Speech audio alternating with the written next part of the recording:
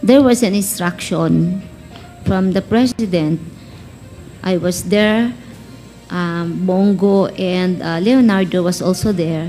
Ang tanong ko po dahil naging station commander po si Colonel Garma noong Davao Mayor si Rodrigo Duterte. So ibig sabihin po nun, given her role ay isa po siya sa mga nag-implement ng war on drugs sa Davao. Yes, Mr. Chair.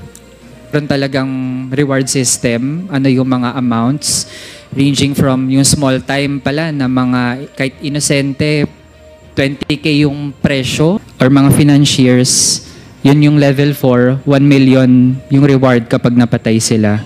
Neutralization talaga ang layunin ay pumatay dahil pala ganun kalaki yung reward na kanila makukuha, Mr. Chair. Mukhang matindi ang mga pasabog na ito ah. Alamin natin ang istorya.